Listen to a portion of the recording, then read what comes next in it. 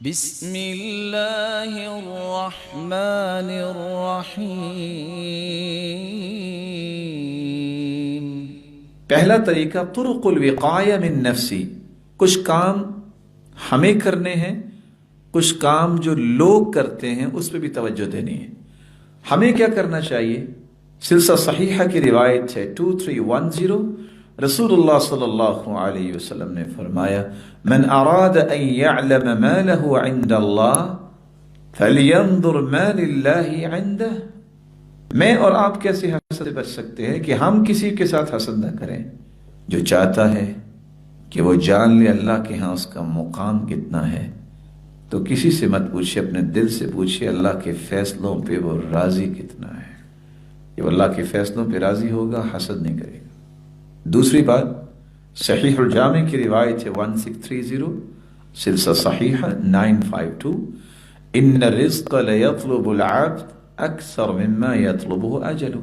یقین کر لو جو تمہاری قسمت میں لکھا مل کے رہے گا۔ حدیث کہہ رہی ہے اتنی موت انسان کو کی طرف نہیں دوڑ کے آتی جتنا اس کا رزق اس کی طرف آتا ہے۔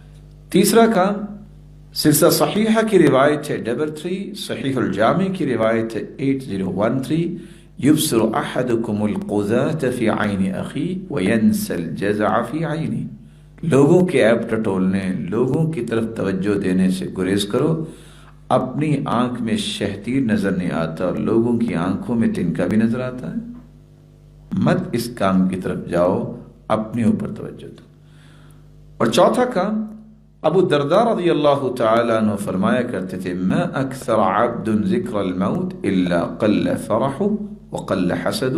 جو کثرت سے موت کو یاد کرتا ہے اس کا حسد کم ہو جاتا ہے اور اس کی خوشیاں جو ہیں وہ حقیقی رہ جاتی ہیں اور دنیاوی خوشیاں کم ہو جاتی ہیں۔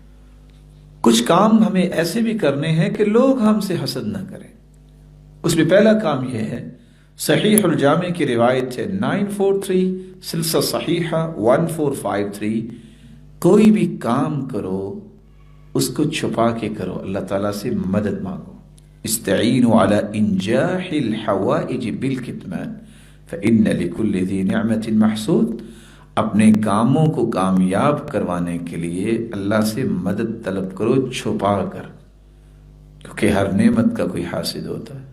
ادھر کھانا پکا نہیں ہوتا اور چولہے کی پکچر جو ہے فیس بک پہ پہلے پہنچ جاتی ہے، حسد تو ہوگا، اس کے ہاتھ تو ٹوٹیں گے اور اس میں درد ہوگی اور طرح طرح کی بیماریاں آئیں گی۔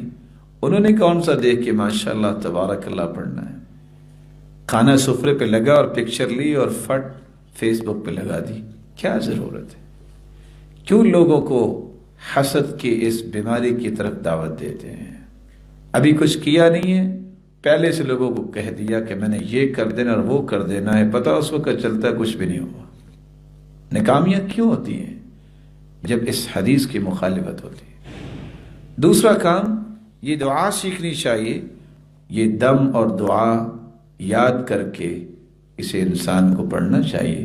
صحیح مسلم کی روایت ہے 2186، جبریل امین رسول اللہ صلی اللہ علیہ وسلم کے پاس آئے اور آ کے کہتے ہیں آپ بیمار ہیں؟ فرمایا ہاں میں آج بیمار ہوں۔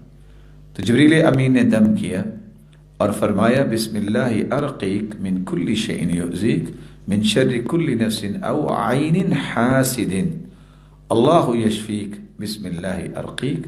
میں اللہ کا نام لے کے آپ کو دم کرتا ہوں ہر اس چیز سے جو آپ کو تکلیف دے رہی ہے، ہر اس شر سے جو کسی بھی نفس کی طرف سے آئی یا کسی حاسد کی نظر کی وجہ سے آئی، اللہ آپ کو شفا دیں گے اور اللہ کے نام کے ساتھ میں آپ کو دم کرتا ہوں۔ تیسرا کام، رسول اکرم صلی اللہ علیہ وسلم جب بھی بیمار ہوتے کان اذا اشتکا یقرأ علی نفسہ بالمعوذتین، آپ سورۃ الفلق اور سورۃ الناس کی تلاوت کیا کرتے تھے اور اپنے آپ کو دم کیا کرتے تھے۔ صحیح بخاری 5016، صحیح مسلم 2192۔ رسول اکرم صلی اللہ علیہ وآلہ وسلم سے ایک دوسری روایت میں یہ الفاظ ہیں، سنن ابن ماجہ 3524، جاء النبی یعودنی، صحابی ابو ہریرہ فرماتے ہیں کہ میں بیمار ہو گیا تو اللہ کے رسول میری عیادت کے لیے تشریف لائے اور فرماتے الا ارقیک برقیۃ رقانی بها جبریل، ابو ہریرہ میں آپ کو وہ دم نہ کروں جو جبریل نے مجھے کیا تھا؟ فقلت بلا بأبی انت و امی، میرے ماں باپ قربان ہو جائے، کیوں نہیں؟ قال بسم اللہ ارقیک واللہ یشفیک من کل داء فیک من شر النافسات من شر النفاسات فی العقد ومن شر حاسد اذا حسد فرقا بها 3 مرات۔ یہ دعا پڑھ کے اللہ کے رسول نے 3 مرتبہ مجھے دم کیا۔ اس کا چوتھا کام جو ہمیں کرنا ہے، ہمیں صبح و شام اس دعا کو بھی پڑھنا چاہیے۔ شکل بن حمید رضی اللہ تعالیٰ عنہ روایت کرتے ہیں، صحیح الجامع کی روایت ہے 1292، اللہم انی اعوذ بک من شر سمعی ومن شر بصری ومن شر لسانی ومن شر قلبی ومن شر منی۔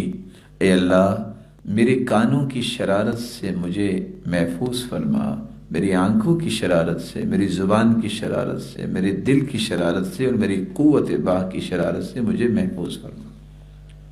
اور 5ویں یہ دعا بھی یاد کرنی چاہیے، یہ ہمیں پڑھنی چاہیے۔ سلسلہ صحیحہ کی روایت 3137، کان من دعائہ صلی اللہ علیہ وسلم، اللہ کے رسول کی یہ بھی دعا تھی، اللہم انی اعوذ بک من جار السوء، اللہ میں تیری پناہ مانگتا ہوں برے پڑوسی سے، ومن زوجۃ تشیبنی قبل المشیب، ایسی بیوی سے جو مجھے بڑھاپے سے پہلے بوڑھا کر دے، ومن ولد یکون علی ربا، ایسی اولاد سے جو میرے اوپر ذمہ دار بن بیٹھے، ومن مال یکون علی عذابا، اور ایسے مال سے بھی میں تیری پناہ چاہتا ہوں جو میرے لیے وبال جان بن جائے، عذاب بن جائے، ومن خلیل ماکر عینہ ترانی وقلبہ یرعانی، اور ایسے گہرے دوست سے بھی میں تیری پناہ چاہتا ہوں جس کی آنکھ تو دیکھے اور اس کا دل یرعانی جاسوسی کرے، ان رأى حسنہ دفنہ، اگر کوئی میری اچھائی دیکھے تو دفنا دے، وَإِن رَأَى سَيِّئَةً أَذَاعَهَا، اور اگر برائی دیکھے تو دنیا میں پھیلا دے۔ أشهد أن لا